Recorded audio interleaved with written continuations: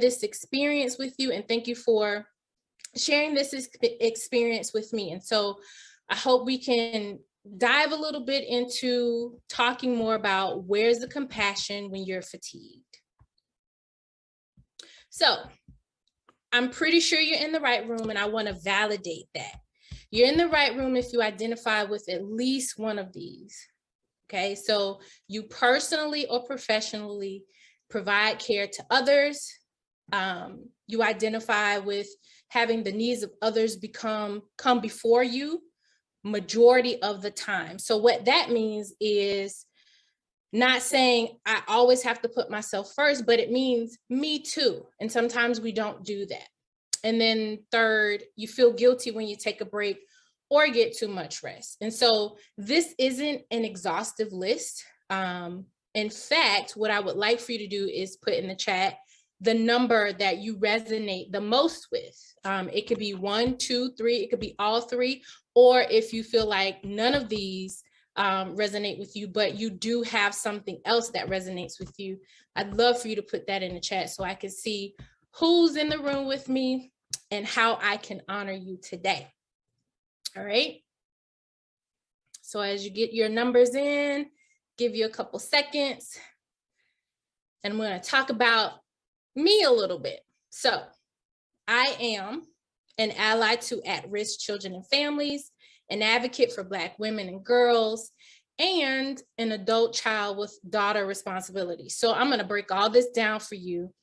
I'm going to share some things with you that are not in my bio because it wouldn't fit, right? So as a young child, I always had the desire to serve others. I remember being able to be fortunate enough to have resources to share with other people, to lend a helping hand. Hey, let me show you this, or come with me and we can experience this together. And so kind of aging and maturing, if you will, going into the professional arena as a professional, I decided to kind of interject myself into the child welfare system. And in that, I was able to build lots of bonds. A lot of those bonds are still intact.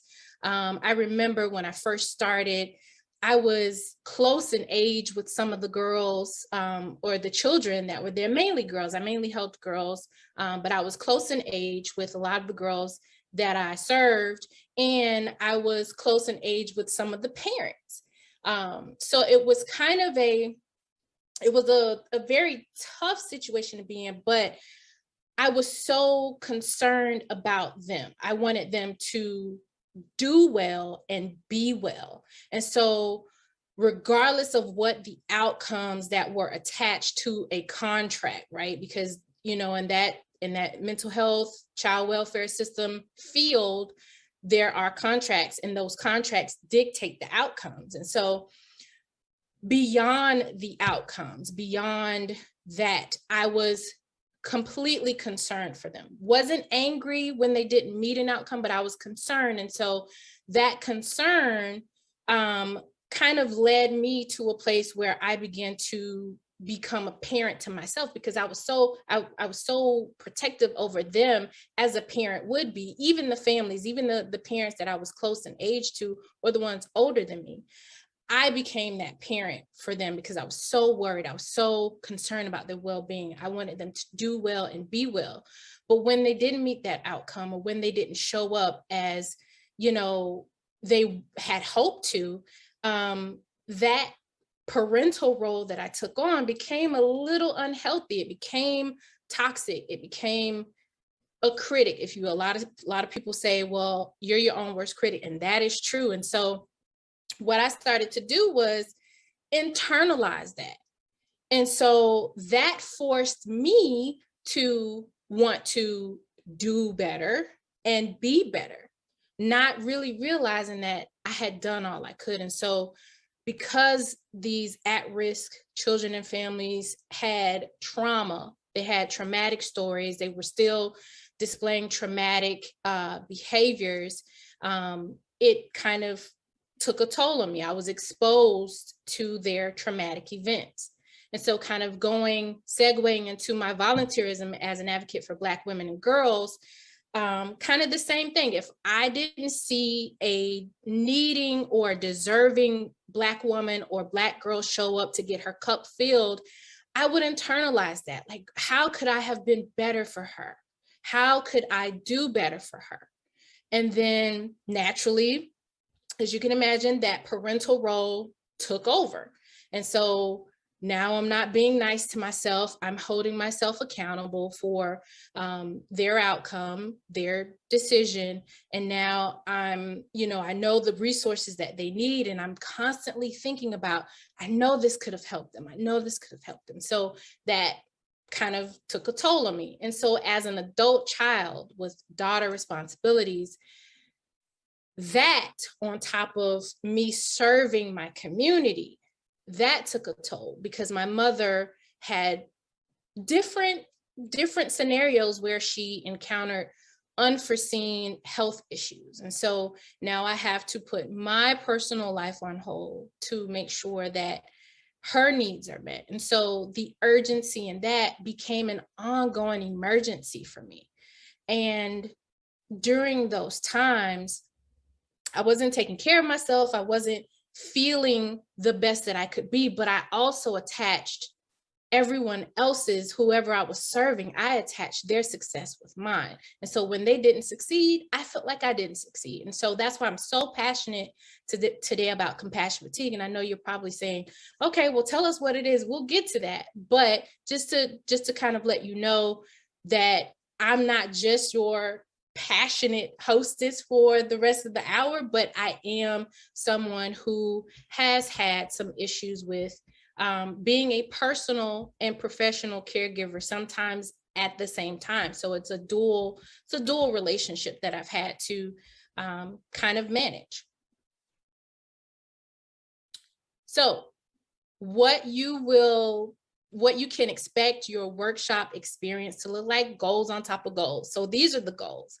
Why are you here at this very moment? We're going to talk about that. We're going to dig a little bit into that. And then we're going to move on to the concept of compassion fatigue and how those symptoms show up. And then lastly, we'll talk about the resources that can help you realign your crown, because we are each other's keeper. We are not supposed to be around here seeing that someone else's crown is crooked and we're not fixing it. No, we won't do that around here. So let's get into it. Why are you here at this very moment? So take a minute to identify your motivation or your reason to become an entrepreneur. Most popular reasons to become an entrepreneur, it's kind of like, okay, well, I wanted to step out on my own, or have this great idea, but my creativity is so limited where I work, I need to create my own lane. Or you have an idea where you can serve the community in a different way or a better way. So creating a business is usually out of necessity. So as you begin to identify your motivation or your reason, if you feel comfortable enough, go ahead and put it in the chat, because I'd like to get a feel for how we are going about or pursuing our business. Because a lot of times when we go into business, sometimes there may be an escape plan. What are you escaping? I will be honest, there were times where I thought about, I can't do this anymore. I don't like how, the microaggressions I'm experiencing. I don't like the fact that, I'm well qualified or overqualified to provide a service, but yet I'm being overlooked because I just don't look the part. And so being in that space kind of motivated me to, I'm going to create my own lane. I'm going to do what I can do, and I'm going to create a space where I answer to myself, right? But we have to be careful how we're showing up. So before we get really like deeper into it, first, congratulate yourself for being here at this moment. You could have chosen to be anywhere else. You could have chosen to attend any other summit, but you're here. You are here. And so I want to congratulate you, and you congratulate yourself. Matter of fact, put in the chat, I am very happy to be here. I know it sounds a little cheesy, but that's like my favorite, like one of my favorite lines from Coming to America, where they're at the Miss Black Awareness pageant. I'm very happy to be here, you know, so, but I could understand his joy. And he also said joy in the movie too. But anyway, so go ahead, put that in the chat for me. I'm very happy to be here, and I'm happy that you're here. So at this very moment, you've decided to invest in yourself. And so hopefully you've identified your motivation, and all of you have had a chance to put your reason in the chat. So one of the things that we have to be mindful of is corporate America isn't necessarily like being an entrepreneur. You know, you have to show up.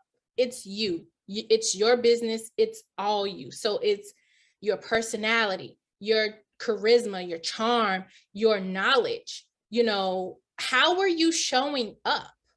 And so how we show up can definitely be influenced by why we needed to show up, why we needed to create this lane for ourselves.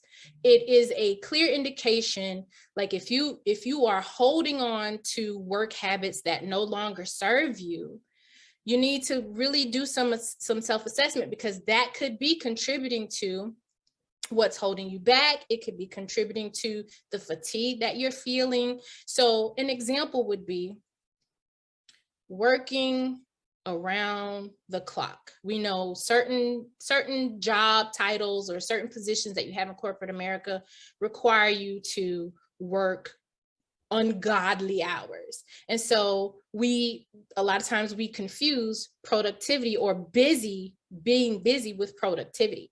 And so have you transferred that work habit over into your business? Another unhealthy work habit, or something that we tend to hold on to and don't really realize it, is that although we want that time and that freedom as an entrepreneur, but we're not making time for the right things. We're not caring about the right things. We're trying to do everything all at once.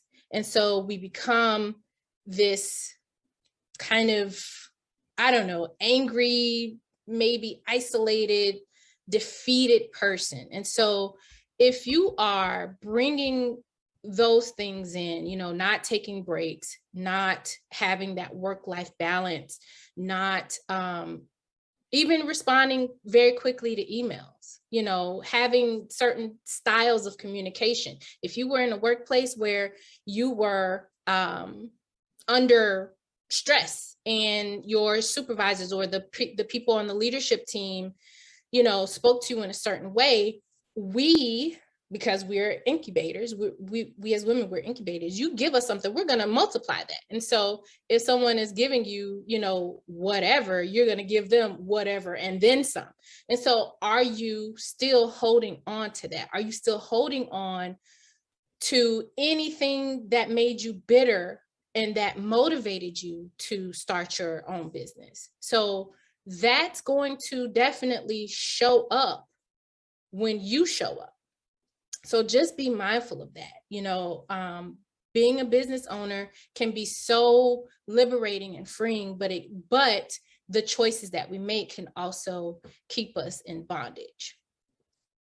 So compassion fatigue, a deeper look. It's not a disease, but it is a set of symptoms. So compassion fatigue, bottom line is, you are being traumatized by someone else's trauma. So this isn't burnout.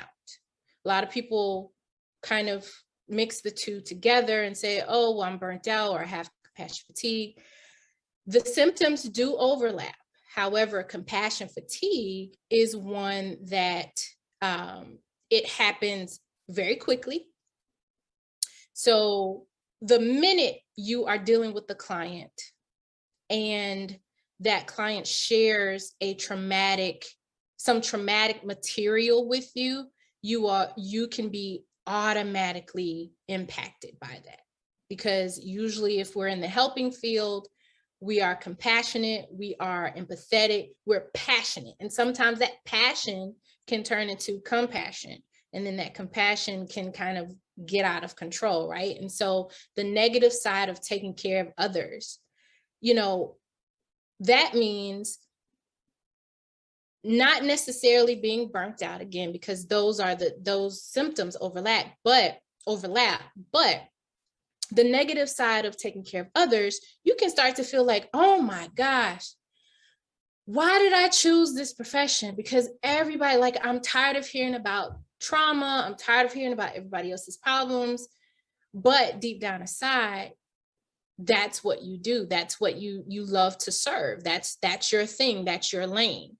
So the negative side of taking care of others can look and feel like you may have chosen the wrong path in life.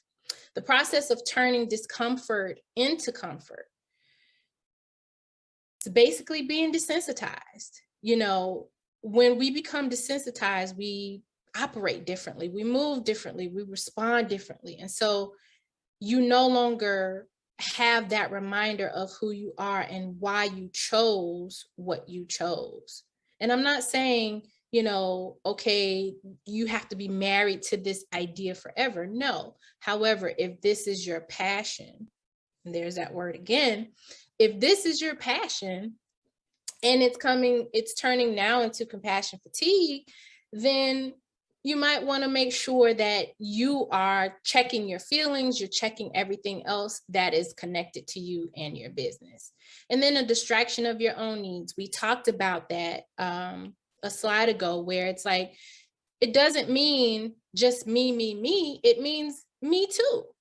It means that, how, and this is very common in life.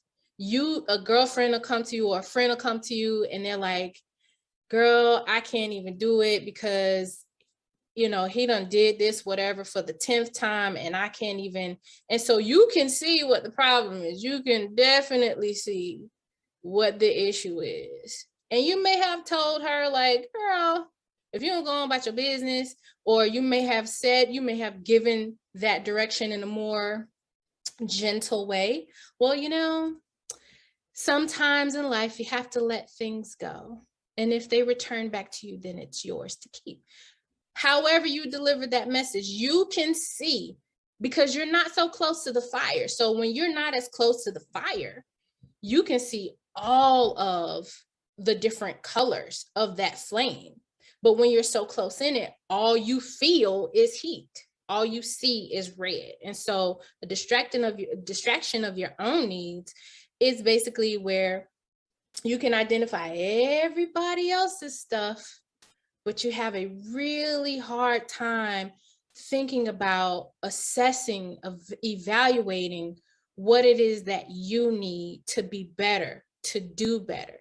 You have a challenge of soothing yourself when there's pain, emotional pain, physical pain. So compassion fatigue, we have that definition here: the physical and mental exhaustion and emotional withdrawal experienced by those who care for sick or traumatized people over an extended period of time. So again, this isn't like burnout. Burnout is usually tied to workplace stress, working long hours, having your your workload just pile up. And again, these things can overlap. And I'm not in any shape or form minimizing burnout. However, compassion fatigue, you feel that quicker than you do burnout. Burnout, it's usually over, a long period of time. But the very first time that you are exposed to someone else's trauma, you definitely feel that immediately. Now we're going to talk about the symptoms. If any of these symptoms sound familiar and you are comfortable with sharing that with me, please do that. But again, this isn't an exhaustive list. So typically, you feel like there's no one to talk to about extremely stressful experiences. And usually as an entrepreneur, it's one of those things where you don't really want to show your disdain or even talk about clients in a negative way with someone who doesn't understand. You have to be able to make sure you find that right person to be transparent with, because not everybody understands what it takes to be an entrepreneur. A lot of people feel like, oh, well, you're your own boss. You should be fine. No, no. Sis, doesn't work like that. Okay. Having low energy, feeling tired or weak. So you may feel like, oh my gosh, I'm always tired. I feel like, not necessarily taking an interest in things that I used to like, or I went for a walk the other day, and usually I'm able to do 3 miles and I was only able to do 1, or I got on the Peloton and I could only do 10 minutes, having that low energy, or just feeling that and it's just like you get out of bed because you have to show up, right? But getting out of bed and just feeling like your vibration is just so low, like that frequency you have is so dull. And then you have feeling unusually confused, on edge, or scared. And so unusually confused kind of ties into that low vibration, right? If you have this low vibration, you're vibrating very low, and you have these feelings of just, not sure how else to describe it, but you feel like, oh gosh, that can alter how we make decisions. It can alter our judgment. It could make us feel anxious. It could make us have some kind of, reaction that we normally wouldn't have. And so when we have this fatigue feeling because we're so worried about our clients, and we keep thinking about, and this is where we come into the continuous overthinking about the client suffering, we continue to ruminate. It's like, oh man, I can't believe that this happened to them.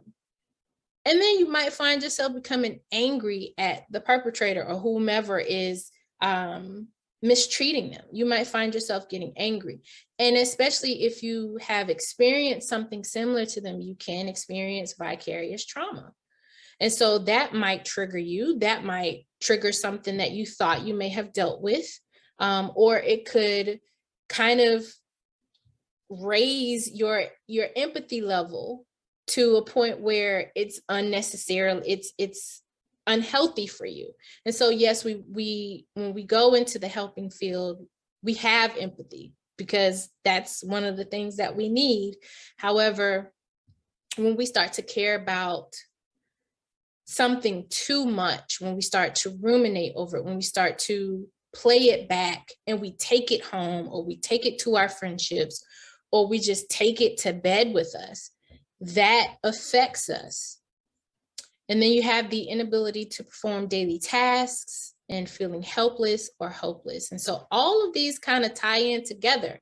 When you are exposed to that person's trauma, or just in a different array of traumatic material, you can have these symptoms that show up. And so another way that symptoms can show up, not just with dealing with clients and their trauma, but also the image that people give you. A lot of times people will assign an image to you because they see, oh, look at Nefertari.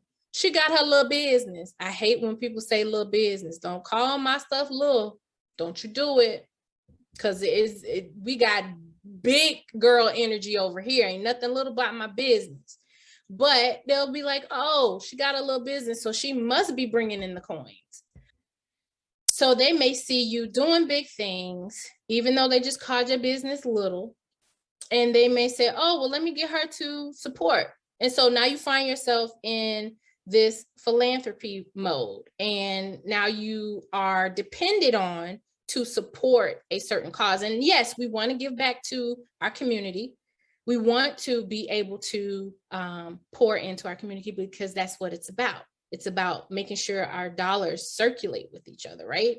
And so this image that you have, and now because you're so empathetic, because serving people is what you do, serving people is what you like to do, now you have this thing holding over your head, even though you might not be where they have placed you. Sometimes we feel like we still have to answer that call. And so we put ourselves in the space where we're not where we should be at that moment. And so someone may ask you to give a certain amount or do a certain thing, and you don't have the capacity, but we do it anyway, and so there's that fatigue coming again, because now it's like, okay, for a cause, I want to make sure these babies are safe.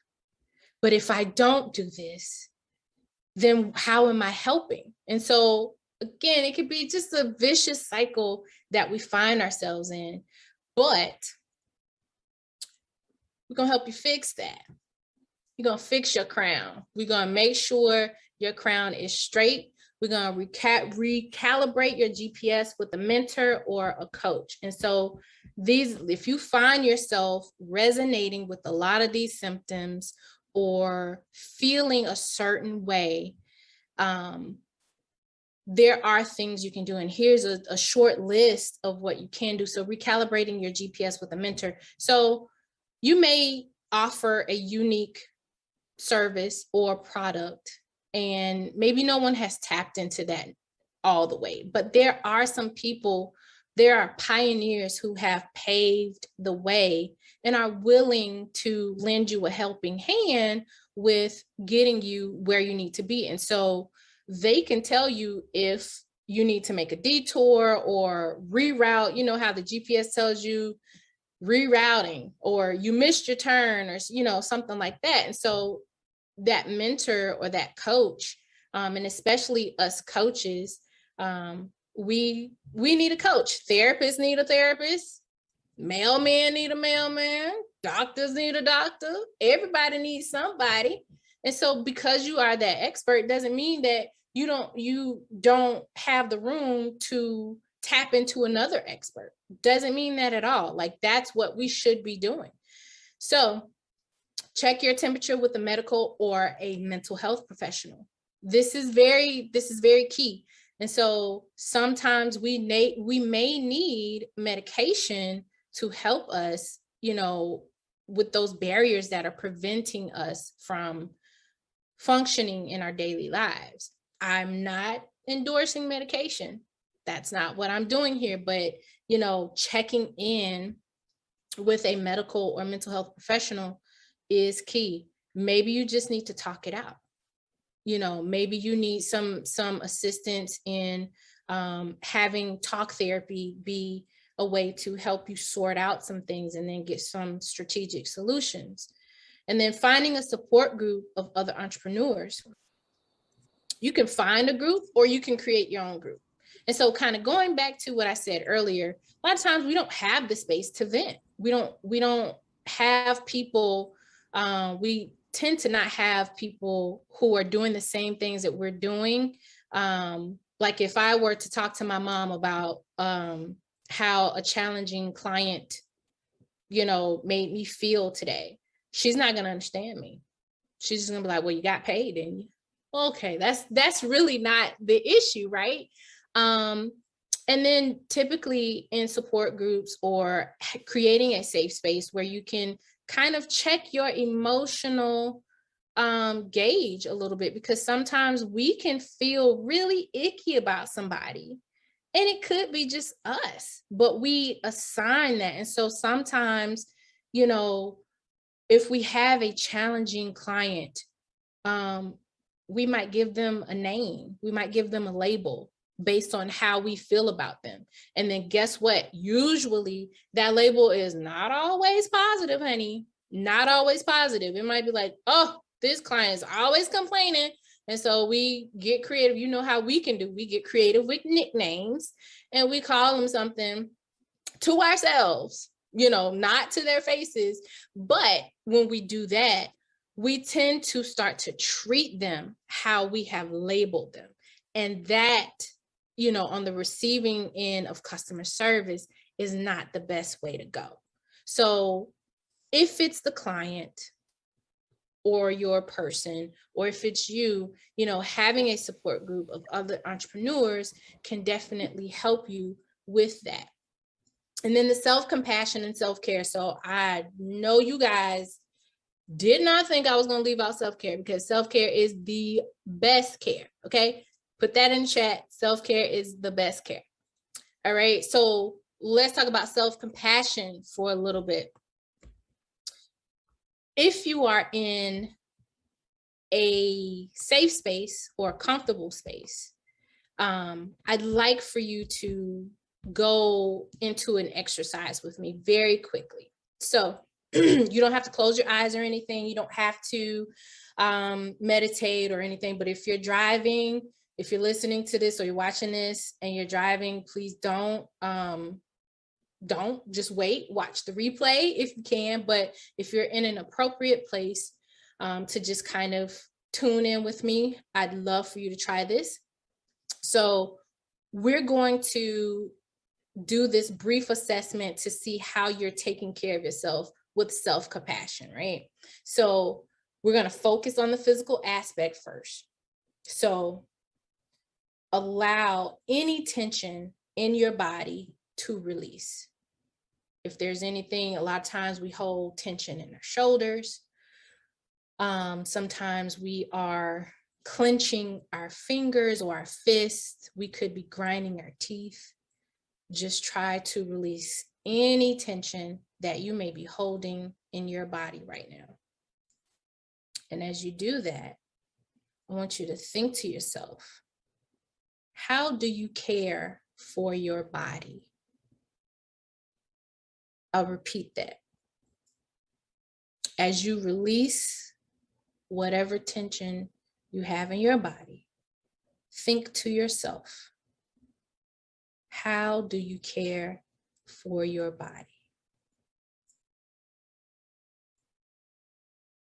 Now, next question is, what are some techniques you could use or already use to release stress or tension?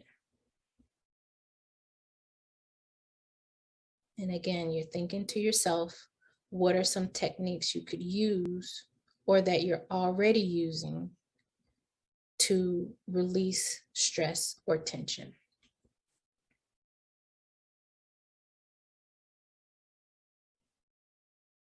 And as you think about those, and if you thought of any that you're already using, ask yourself, do they work? Are they working for you? Are they serving you the way that they need to? Are they allowing you to show up the way you want and need to show up?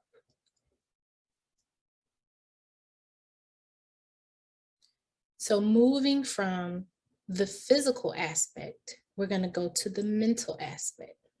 Now, some of us might have a little challenge with this one, because this is going to require you to let your thoughts run freely. I do want to put a disclaimer: if you have some issues with any thoughts that come up and they trigger something unhealthy for you, you can tap out. But that's not the purpose of this. This is just to let your mind, let your thoughts run freely. No suppression, no barriers. Just let your mind run freely. And then ask yourself, how do you care for yourself mentally? Not emotionally, but mentally.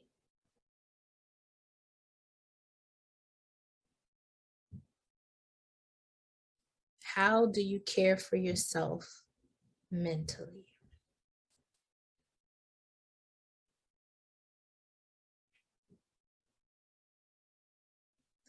In doing this, think about if you struggled with letting your thoughts run free, letting yourself freely think, because that could be an indication that you might be putting more stress on yourself, because that's all compassion fatigue is a big ball of stress. It's a type of stress, right?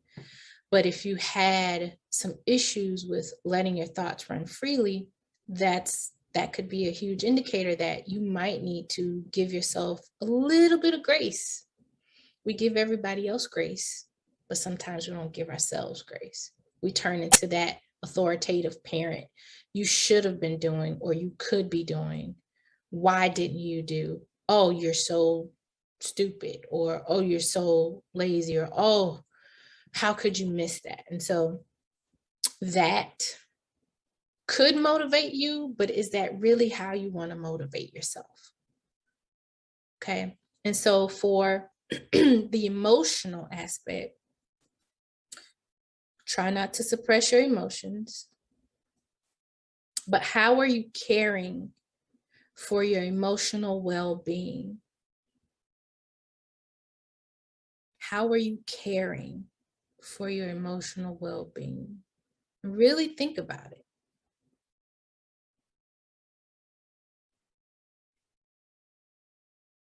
Do you know what it means to care for your emotional well-being?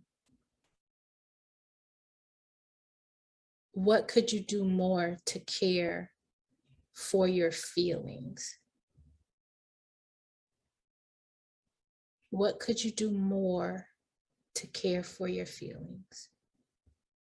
And this is important because going back to the Me Too, we care about everybody else, and sometimes it's inevitable that we put ourselves on the back burner because sometimes that's just what we have to do. But if you're always doing that, or you're not including yourself, you're not being so compassionate to yourself, sis. I mean, think about it. What would we tell a friend if they're going through something? We would tell them, oh, you need to treat yourself better. So why is that advice great for them, but not good enough for ourselves? We really need to start tapping into that. If I can give this person that I care about, this person that I admire, or this person that is near and dear to me, this advice in hopes that it will help them lessen their struggle or their pain, I'm giving this to them. Why can't I give it to myself? Because that's very common. And so with emotional well-being, making sure that you care for your feelings, allow yourself to feel. You can allow it. It's okay. Emotions are okay. It's what we do with those emotions. And if we're not self-compassionate, then we're really not being kind to ourselves. We're not showing up the way that we need to show up. We just got to do it over. We're not understanding the assignment. And then think about the relational aspect. How are you bringing happiness into the relationships or connections that you already have? Are you isolating yourself? Because isolation is a symptom of compassion fatigue. Oh, I don't want to burden anyone, so I'll just deal with it myself. Or we think we're building boundaries, but we're building walls. We're working in silos. And so, it's just like, oh, okay, I'm over here doing my own thing. Or I don't want anybody to see me in this vulnerable state. And so what you're doing is cheating yourself from the human experience to connect, to be loved, to be celebrated. Okay.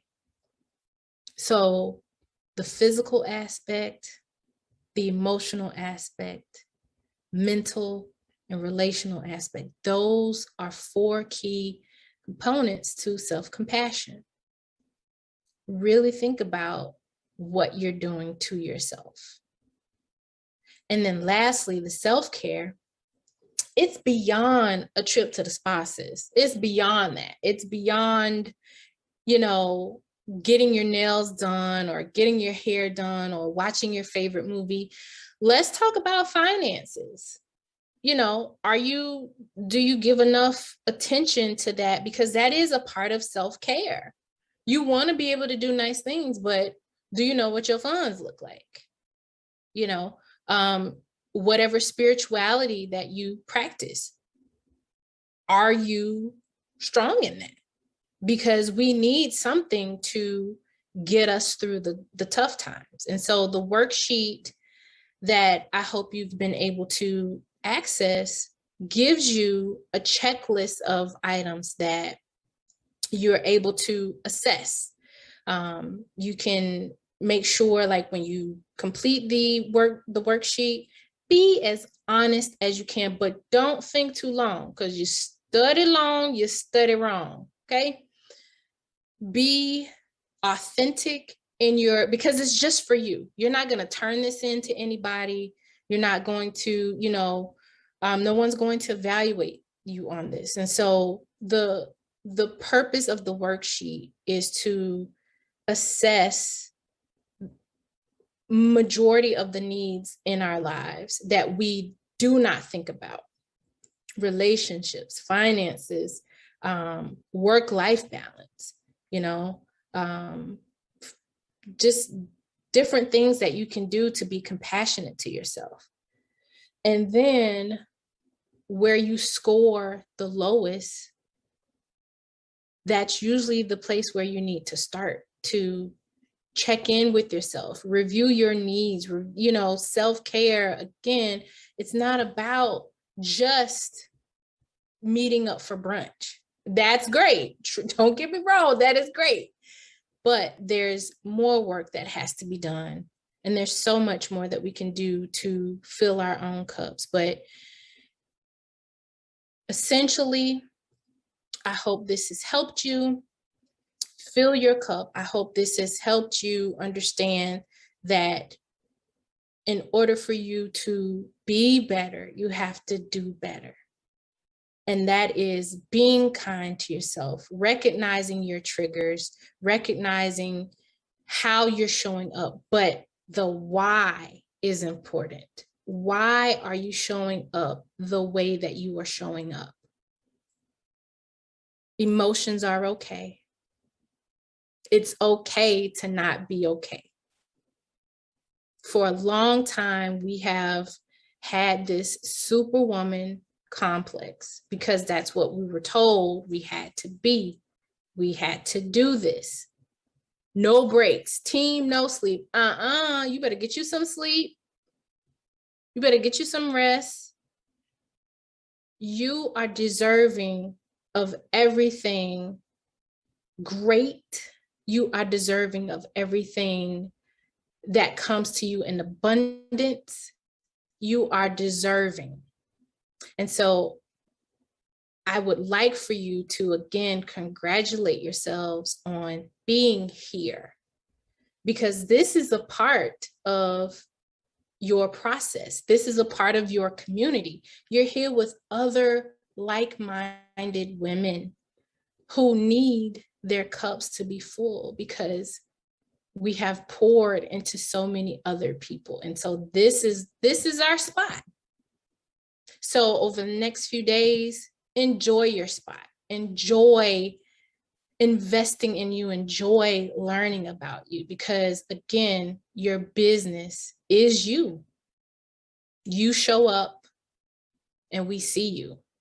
I see you. So thank you so much for your time. I truly appreciate you sharing this space with me, and I hope to see you again soon.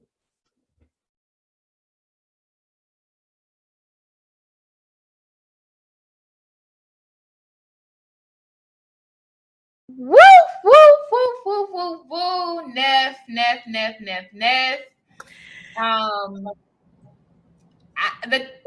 I don't even know the words. Like the vulnerability and transparency that you have cultivated in the chat, sis. It's super fire. I am Super so fire. excited. Give me what's I gotta make this discussion real different, because y'all saw me in a different space, but I want to be in the right space for y'all. So give me 1 second. Hold on. Take your time, sis. Take There your time. it is. Hey, what's There up? it is. What's up? When I tell you all, like, I salute all of my sisters today. You all you gave me life. You know I was here to give you some substance, but you gave me my drink, you gave me my food, you gave me my shelter. Y'all gave it all. Y'all met all my needs, and so I hope that I was able to meet one of yours, because seeing the vulnerability in the chat, seeing the transparency, seeing that it connected, that's what it's about. Yep. And so Miss Goodwin, when you get that t-shirt, Big Girl Energy, can I be your first customer, please? Can I be your first customer, please? Love it. Yeah, that's what this is about. That's exactly what this is about. You, Nefertiri, and everybody in the chat, I'm gonna say this with my chest too. Y'all are the best of the best. We ain't waiting for TEDx to invite us over. Of course, we are the best of the best, and we are right now showing up in the four corners of the earth, quite literally, to be thought leaders, to make it plain for folk, not for them, for us. You know, like you said, you studied long, you studied wrong. If somebody missed it, that's fine. It was for us, the folks that needed to get it. Amen. So I love it. I'm gonna go ahead and let people ask you some questions. If you have questions, ladies, drop the question in the Q&A. Neff is gonna answer it for you in the same vulnerability you had in that chat. Just know that this is still safe space. This is protected space. I ain't gonna let nobody get to you. I promise. I ain't gonna let nobody get to you that shouldn't be reaching for you. Right? We got you. This is a sisterhood that's gonna live far beyond this. Again, while the Q&A is queuing up, there's a chat that's going to live forever. The Blaze Virtual Summit. People are already talking in there. Michelle, I saw you in there saying your intentions, and sis, I think they were met based on what we've been fed thus far. The replays will be available for 3 months. You got it. And definitely engage, because you win prizes too. Bottom left of the screen, leaderboard. Let me see who in the lead. I think Keisha done got beat, y'all. Yeah, Trella Bishop, 1,090 points because she's engaging, dropping in the chat, doing reaction. Add her profile pic. Come on, sis. I love it, love it, love it. So, first question, Neff. We have Kenya from Jacksonville, Florida. Come on, sunshine. And she says, what tips do you have for fighting the urge to go into isolation? Oh, this is good. If you recognize you have compassion fatigue. Oh man, great question, Kenya. So one of the things, so this is the therapist in me talking right now. The thing about it is we create habits because at one point they served us for some particular situation or environment that we were in.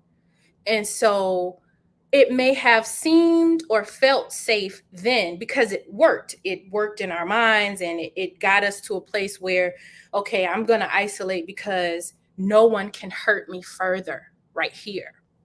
And so it's not because we are weak or because we are, that we don't have the capability of healing. It's that we aren't around people who make us feel safe. And so we have to go and create our own safety net. And so that usually leads us to isolation. And so when you feel that urge to go and isolate, ask yourself, what am I doing beyond the I'm isolating myself, but what am I doing? What am I trying to protect? Why am I trying to protect it? And from whom? Because you may not be in that same space or that same environment or that same situation that you were in that led you to create the need to isolate.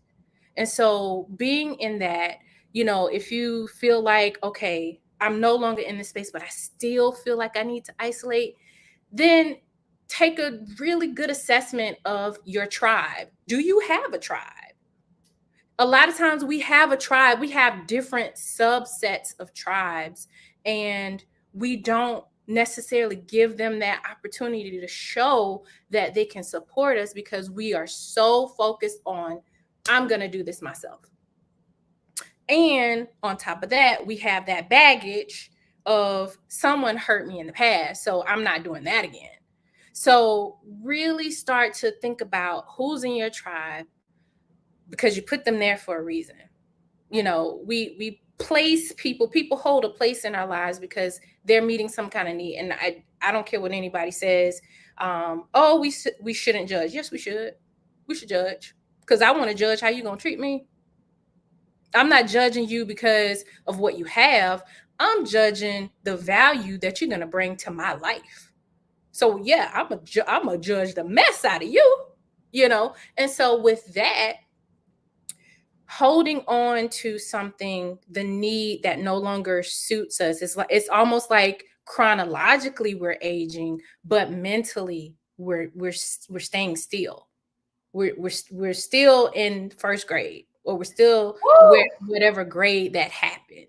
And so we need to look at the positive things that have happened since that traumatic event or the start of that undesirable habit of isolating yourself. I hope that helped, Kenya. Girl, I could just cry right now. I want to be laid out with a box of tissue looking at the sky.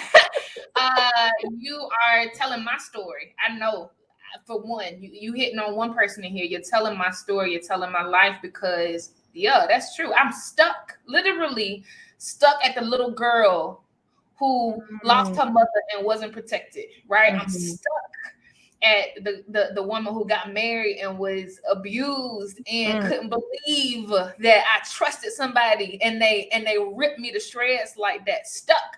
Yeah. And shows up in my new relationships, right? Shows up in my friendships, because, I'm moving and I'm evolving and all of these things, but I'm so boxed out, right? Yeah. I'm not allowing myself to heal and move beyond. It was only until I started therapy. So I'm glad you put on your therapist hat. That when I started talking to these things and getting responses and getting vocabulary for what I'm feeling, and then being more and more comfortable saying I'm hurt, I'm weak, I'm fragile, that I was able to move and mature and meet up to where I am now, like physically being active, physically be whole, physically be healing. Love it, love it, love it. Thank you so much, Neff. We have another question. This question is coming from Tabitha. Tabitha is going to be at the Buy Black market on, Tabitha, sorry, never mind. Tabitha is going to be at the panel discussion, though. I don't want to put her biz on Front Street like that. I am an empath, and I have been since I was very young. How do I set limits of how to absorb while still maintaining my empathy for people? So, Tabitha, from one empath to the other empath, this is where self-care is going to come in for you, and really you got to really focus on that self-care. A lot of times people will misunderstand the fact that you need to recharge. They will misunderstand, however, because I'm going to say for me to recharge, I have to get people away from me, because I absorb a lot of times what people are feeling, what they're giving off, and it becomes so chaotic. It becomes noisy. And so I have to retreat. It's not because I've been defeated. It's because I just need to recharge. I need to be in control of myself. And so when we stop realizing that we need to be in control of ourselves, we start to try to control everybody else. So if you are not in control of yourself, what good are you going to be to everybody else? And so if you need to build boundaries, that's what you do. You know, not everybody's going to understand boundaries. And again, boundaries are not walls. Boundaries, like, okay, take this for instance. Are you going to let somebody just walk in your house? You don't know them? No, they got to knock on the door first. And then you have to decide if you want to even open your curtain. Because sometimes people come to my house unannounced. You ain't going to even know I'm inside because I'm not going to show you, you know, but it's like we always say our body is our temple. So treat it like that. Treat it like it's a temple. If that is unwanted for you, you have that right to reject it. So make sure you are saying me too. As I mentioned earlier, me too. So I'm tired.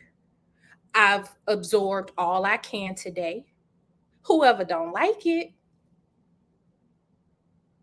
because at the end of the day, we always have empathy for everybody else. I hope they understand. I hope they don't get upset. Well, what about us?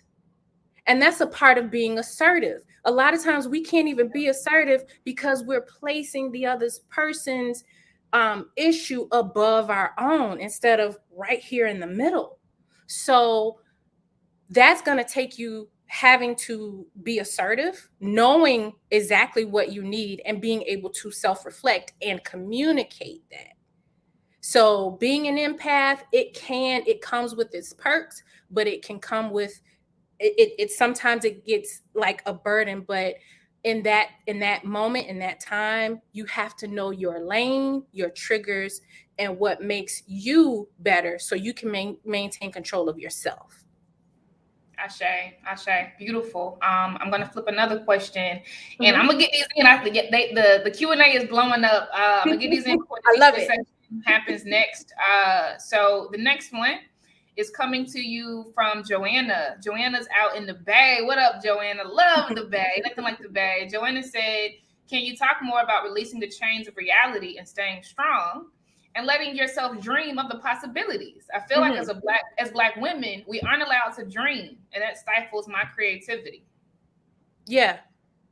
Oh, Joanna, this is great. All right. So the reality, releasing the chains of reality and dreaming of the possibilities. Okay. So the reality is what's your reality? First of all, we got to understand what our reality is. Reality is what we make of it. My reality may be different from Casey's reality. My reality may be different from Kayla's. It may be different from Tabitha's. It may be different from everybody. However,